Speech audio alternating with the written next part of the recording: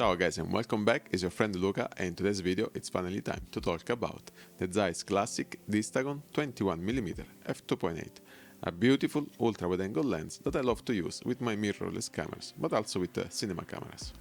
Let's talk about it. In the first place, I've bought this lens to pair it with my set of contacts Zeiss, but then I also liked to use it with my set of Leica R or Zeiss classic set of lenses. So one of the biggest strengths of this lens is that you can match it with almost every other lens you already own, except maybe for lenses with very strong character. You could also match it with modern lenses, but you would need to use a digital diffusion filter to reduce the digital look of the modern lens. The optical design of this lens is a bit old, and there are some optical compromises, but I'm absolutely loving the images I'm capturing with this lens, because I don't mind imperfections. In case you need absolute perfection in your ultra-wide-angle lens, you should look at the Zeiss Classic or Milvus 15mm f2.8 or the Milvus 18mm f2.8. The build quality of this lens is phenomenal, the focus ring is battery smooth with 120 degrees of rotation, and the barrel doesn't extend when you pull focus. The lens can take 82mm filters without problems of vignetting. The aperture ring is going from f2.8 to f22, and with the right adapter you can control the iris blades without clicks. The lens hood is made out of metal and it's pretty solid. The caps of the lens are very bad, but we all know about it, even the designer of them that got fired by Zeiss. This lens is the most cinematic ultra-wide-angle lens that I own.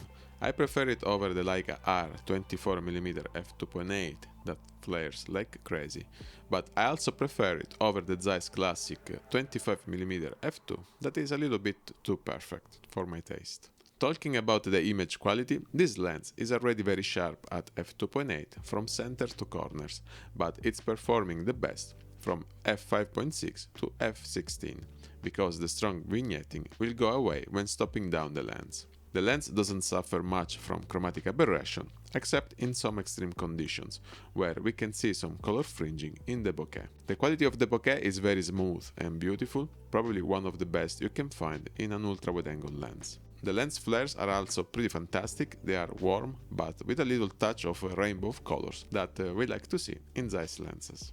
The contrast level is holding very good, even in difficult light conditions, but my lens is suffering a bit from snideried, so the contrast is a little bit lower than normal. And when you pull focus, this lens is suffering from focus breathing. Overall, I absolutely love this lens, but keep in mind that 21mm is a difficult lens to use in full-frame cameras, because you will include a lot of elements in your framing. If you plan to use this lens in a Super 35 or APS-C camera, the field of view will be similar to a 32mm lens, and it will be much easier and more useful to use it. If you're starting now to build your set of Zeiss classic lenses, I suggest you to consider this 21mm in combination with the 35mm f2 and the 85mm f1.4, because they have similar flares and imperfections, and you will also cover a big range of focal lengths.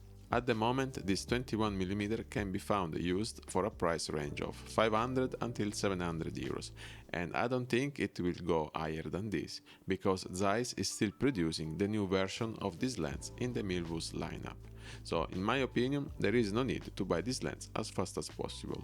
Many landscape photographers, luckily for us, are selling this lens because they are all moving to mirrorless cameras, and this lens starts to feel a bit big and heavy. And this is the only big downside of this lens.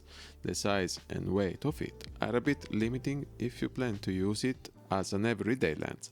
I've tried to do some street photography session with this lens, but I couldn't really keep a low profile with it. If you have found this video useful, I would really appreciate a like, and consider to subscribe if you would like to see more video reviews about nice lenses. So this is it for today guys, thank you so much for watching, and I'll see you in the next one. Ciao!